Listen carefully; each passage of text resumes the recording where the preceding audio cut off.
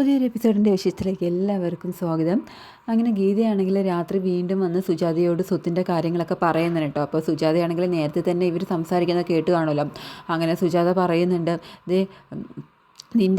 നിനക്ക് കല്യാണ സമയത്ത് 35 പവനും 10 ലക്ഷം രൂപയും നല്ല സ്ത്രീധനം തന്നാൽ ഞാൻ കെട്ടിച്ച് വിട്ടത്. നിൻ്റെ ഭർത്താവിന് കാര്യസ്ഥം ചമയണമെന്നുണ്ടെങ്കിൽ ആ കാശിൽ നിന്ന് എടുത്ത് ചമഞ്ഞാൽ മതി. സുജാതയുടെ സ്വത്ത് മോഹിച്ച് ഇവിടെ ആരും നിൽക്കണമെന്നില്ല.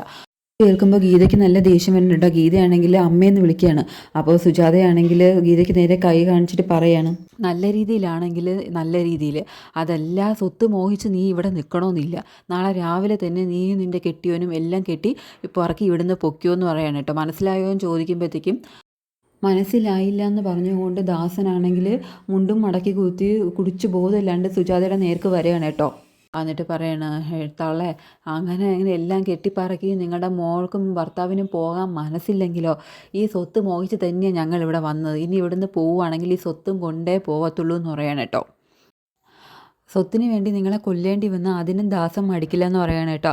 അത് കേൾക്കുമ്പോൾ സുജാതയാണെങ്കിൽ ഷോക്ക് അടിച്ച പോലെ നിൽക്കുകയാണ്. അപ്പോൾ ഗീതയാണെങ്കിൽ ദാസൻ്റെ അടുത്ത് ചെന്നിട്ട് പറയണേ, എൻ്റെ ദാസേട്ടാ നിങ്ങളൊന്ന് ക്ഷമിക്ക്, നാളെ ആവട്ടെ, ഞാൻ കാര്യങ്ങൾ പറഞ്ഞ് മനസ്സിലാക്കാമെന്ന് പറയണം കേട്ടോ. അപ്പോൾ ദാസനാണെങ്കിൽ ഗീതയെ പിടിച്ച് തള്ളിയിടുന്നുണ്ട് കേട്ടോ. മാറി നിൽക്കടി എന്ന് പറയുന്നുണ്ട്. അങ്ങനെ ഗീതയാണെങ്കിൽ ചെവലിലടിച്ചിട്ട് വീഴുകയാണ്. എന്നിട്ട് നേരെ അടുക്കളയിലോട്ട് പോവുകയാണ് കേട്ടോ. അപ്പോൾ സുജാതയാണെങ്കിൽ ഗീതയുടെ അടുത്ത് ചെല്ലുന്നുണ്ട്. എന്നിട്ട് മോളേന്ന് വിളിച്ച് ഗീതയെ എഴുപ്പിച്ച് നിർത്താൻ ശ്രമിക്കുമ്പോൾ ഗീതയാണെങ്കിൽ സുജാതയെ തള്ളി നിർത്തുകയാണ് കേട്ടോ. എന്നിട്ട് പറയണ, നിങ്ങൾ ഒറ്റ ഒരുത്തി കാരണമാണ് ഇന്ന് വരെ എന്നെ തല്ലാത്ത ദാസേട്ടൻ ഇപ്പം എന്നെ പിടിച്ച് തള്ളിയിട്ടത്. നിങ്ങൾ ഈ സ്വത്തും കെട്ടി പിടിച്ചുകൊണ്ടിരുന്നോ, മരിക്കുമ്പോൾ നിങ്ങൾക്ക് ഇതെല്ലാം കൂടി കൊണ്ടുപോകാൻ സാധിക്കുമല്ലോ എന്ന് പറയണം കേട്ടോ. അപ്പോഴേക്കും ദാസനാണെങ്കിൽ കിച്ചണിൽ ചെന്ന് അവിടുന്ന് ഒരു വെട്ടുകത്തിയുമായിട്ട് സുജാതയുടെ നേരെ വരികയാണ്. അത് കാണുമ്പോൾ സുജാതയാണെങ്കിൽ നല്ലപോലെ പേടിക്കുന്നുണ്ട് കേട്ടോ. അപ്പോൾ ദാസനാണെങ്കിൽ വെട്ടുകത്തിയായിട്ട് വന്നിട്ട് പറയണത്, തള്ളേ നീ എനിക്ക് സ്വത്ത് തരത്തില്ലല്ലേ, എന്നാൽ പിന്നെ നീ ജീവിക്കണ്ടെന്ന് പറഞ്ഞിട്ട് സുജാതയെ വെട്ടാൻ പോകണം കേട്ടോ. അപ്പോൾ പെട്ടെന്ന് ഗീതയാണെങ്കിൽ എണീച്ചിട്ട് ദാസിനെ തടഞ്ഞു നിർത്തുന്നുണ്ട്. പക്ഷേ ദാസനാണെങ്കിൽ ഗീതയെ വീണ്ടും താഴേക്ക് തള്ളിയിടുകയാണ് കേട്ടോ. എന്നിട്ട് സുജാതയാണെങ്കിൽ പേടിച്ച് തൂണോട് ചാരി നിൽക്കുകയാണ്. അങ്ങനെ സുജാതയുടെ നേരെ വെട്ടാൻ പോകുമ്പോൾ സുജാതയാണെങ്കിൽ അവിടെ നിന്ന് മാറി കൊടുക്കുകയാണ്. ആ സമയത്ത് പെട്ടെന്ന് ഗീതയാണെങ്കിൽ ദാസിനെ വന്ന് മാറ്റി നിർത്താൻ ശ്രമിക്കുന്നുണ്ട്. ദാസേട്ട വേണ്ട, വെറുതെ ബഹളം വെക്കില്ലേ, നാളെ രാവിലെ ആവട്ടെ നമുക്ക് സംസാരിക്കാമെന്ന് പറയണം കേട്ടോ. ഈ സമയത്ത് സുജാതയാണെങ്കിൽ പേടിച്ച് വീടിന് പുറത്തേക്ക് ഇറങ്ങി ഓടുകയാണ്. എന്നിട്ട് എങ്ങോട്ട് പോകണമെന്നറിയാതെ ഒരു നിമിഷം ആലോചിച്ച് നിൽക്കുകയാണ് കേട്ടോ. എന്നിട്ട് വീടിൻ്റെ പിന്നാമ്പുറത്തേക്ക് ഓടി പോകുന്നുണ്ട്. എന്നാൽ ദാസനാണെങ്കിൽ ഗീതയെ തള്ളി മാറ്റിയിട്ട് പുറത്തേക്ക് വരികയാണ് കേട്ടോ. എന്നിട്ട് അവിടെ മൊത്തം നോക്കുകയാണ് സുജാതയെ. അപ്പോൾ സുജാതയെ കാണാതെ ആകുമ്പോൾ ദാസനാണ് അവിടെ കിടന്നിട്ടുണ്ട്. ഈ തള്ളേ, നീ എവിടെ പോയി ഒളിച്ചടി, നീ എവിടെ പോയി ഒളിച്ചാലും നിന്നെ ഞാൻ വെറുതെ വിടത്തില്ല, മര്യാദയ്ക്ക് എൻ്റെ മുന്നിലോട്ട് വാടിയെന്ന് പറയണം കേട്ടോ. എന്നിട്ട് ദാസനും വീടിൻ്റെ പിന്നാമ്പുറത്തേക്കൊക്കെ ചെന്ന് നോക്കുന്നുണ്ട്. അങ്ങനെ ഗീതയും സുജാതയെ വിളിച്ചുകൊണ്ട് പുറത്തേക്ക് ഇറങ്ങി വരുന്നുണ്ട് കേട്ടോ. ഗീതയെ അവിടെയൊക്കെ നോക്കുമ്പോൾ സുജാതയെ കാണത്തില്ല. സുജാതയാണെങ്കിൽ അവിടുത്തെ ഒരു മരത്തിൻ്റെ തണലിൽ ഒതുങ്ങി നിൽക്കുകയാണ് കേട്ടോ. സുജാതയ്ക്ക് നല്ല പേടിയുണ്ട്. ദാസൻ ശരിക്കും തന്നെ വെട്ടു എന്നുള്ള പേടിച്ച് നിൽക്കുകയാണ് കേട്ടോ. അങ്ങനെ ദാസനാണെങ്കിൽ അവിടെ മൊത്തം നോക്കുന്നുണ്ട്. ഇതിനിടയിൽ സുജാതയാണെങ്കിൽ വിനീതിനെ വിളിക്കുന്നുണ്ട് കേട്ടോ. അങ്ങനെ വിനീതാണെങ്കിൽ ഈ സമയത്ത് കാറ് പഞ്ചറായിട്ട് കാറ് തള്ളി കൊണ്ട് പോവുമായിരിക്കും. ആ സമയത്താണ് മൊബൈൽ കാളടിക്കുമ്പം വിനീതാണെങ്കിൽ കാൾ അറ്റൻഡ് ചെയ്യുന്നില്ല കേട്ടോ. അങ്ങനെ സുജാതയാണെങ്കിൽ വീണ്ടും വിനീതിനെ വിളിക്കുന്നുണ്ട്. ആ സമയത്ത് വിനീതാണെങ്കിൽ ശല്യം, ഈ സമയത്ത് ആരാ എന്നെ വിളിക്കുന്നതെന്ന് പറഞ്ഞ് മൊബൈലെടുത്ത് നോക്കുമ്പോൾ സുജാതയായിരിക്കും കേട്ടോ. അങ്ങനെ പെട്ടെന്ന് വിനീതാണെങ്കിൽ കാൾ അറ്റൻഡ് ചെയ്തിട്ട് സംസാരിക്കണം. അപ്പോൾ സുജാത പറഞ്ഞു, മോനെ എടാ അമ്മ വലിയ പ്രശ്നത്തിലാടാന്ന് പറയാനായിട്ട്. അപ്പോൾ വിനീത് ചോദിക്കുന്നത്, എന്താ അമ്മയ്ക്ക് പറ്റിയത്, അമ്മയുടെ ശബ്ദമൊക്കെ വല്ലാതിരിക്കുന്നുണ്ടല്ലോ. അപ്പോൾ സുജാത പറഞ്ഞു, എടാ ദാസനില്ലേ, ദാസൻ എന്നെ കൊല്ലാൻ നടക്കുവാടാ.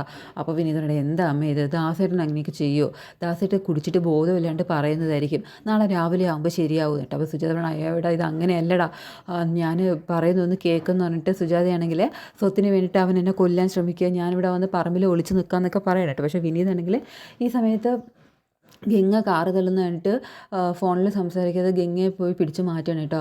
നിന്നോട് ആരാ ഗംഗ കാറ് തള്ളാൻ പറഞ്ഞിട്ട്, മാറ് ഞാൻ തള്ളിക്കോളാൻ പറഞ്ഞിട്ട് മൊബൈലിൽ സംസാരിക്കാനായിട്ട് കാറ് തള്ളുകയാണ്. എന്നാൽ സുജാതയാണെങ്കിൽ ഇതൊന്നും അറിയത്തില്ല കേട്ടോ. സുജാതയാണെങ്കിൽ വിനീതിനോട് തന്നെ രക്ഷിക്കാൻ വരാനൊക്കെ പറയുന്നുണ്ട്. അങ്ങനെ വിനീതാണെങ്കിൽ കാൾ ശ്രദ്ധിക്കാതെ സുജാതയോട് പിന്നീട് ഞാൻ വിളിക്കാൻ വേണ്ടിയിട്ട് വയ്ക്കുകയാണ്.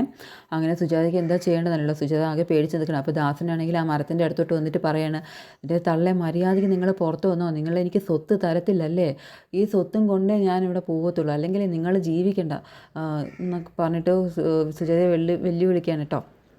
അപ്പോൾ ഗീതയാണെങ്കിൽ ദാസിനോട് പറയണം, എൻ്റെ ദാസേട്ടാ നിങ്ങളൊന്ന് അടങ്ങ്, ഈ രാത്രി നിങ്ങളിപ്പം ഇങ്ങനെ കിടന്ന് ബഹളം വയ്ക്കല്ലേ, ഇത് അവരുടെ കിടപ്പാറോ, ഇവിടെ വിട്ടിട്ട് അവരെങ്ങോട്ട് പോകാനാണ്, അവർക്ക് വേറെ ബന്ധുക്കൾ ആരുമില്ല, നാളെ രാവിലെ ആകുമ്പോൾ അവരിങ്ങോട്ട് വരും, നിങ്ങളൊന്ന് അടങ്ങുമെന്ന് പറയണം കേട്ടോ. അപ്പോൾ ദാസൻ പറയണം, അടങ്ങാനോ, എനിക്ക് ഈ സ്വത്ത് വേണോടി, ഈ സ്വത്ത് കിട്ടാനായിട്ട് ഞാൻ എന്തും ചെയ്യുമെന്ന് പറയണം. അപ്പോൾ ഗീത പറയണം, നാളെ രാവിലെ അവരെ ഞാൻ നിങ്ങളുടെ മുന്നിൽ നിർത്തിത്തരാം, നിങ്ങൾ എന്ത് വേണമെങ്കിലും ആയിക്കോ, ഇപ്പം നിങ്ങളൊന്ന് അകത്തേക്ക് വാ, നമ്മുടെ കുഞ്ഞവിടെ ഒറ്റയ്ക്ക് കിടക്കുക, വല്ല മൃഗങ്ങളും കയറി അതിനെ വല്ലതും ചെയ്ത് കഴിഞ്ഞാൽ എനിക്കൊരു ഉത്തരവാദിത്വം ഇല്ലെന്ന് പറയണം കേട്ടോ. അപ്പോൾ ദാസൻ പറയണം, നിന്നോട് ആരടി കുഞ്ഞിനെ ഒറ്റയ്ക്കാക്കിയിട്ട് ഇങ്ങോട്ട് വരാൻ പറഞ്ഞു. അപ്പം ഗീത പറയണം, പിന്നെ ഞാനെന്താ വേണ്ടത്, ഉറങ്ങി കിടക്കുന്ന കുഞ്ഞിനെ ഒക്കത്തെടുത്ത് വെച്ച് ഈ കാഴ്ചകളൊക്കെ കാണിക്കണമായിരുന്നോ, നിങ്ങളിപ്പോൾ വരുന്നുണ്ടോ എന്ന് പറഞ്ഞിട്ട് ദാസനെയും വിളിച്ചുകൊണ്ട് പോവുകയാണ്.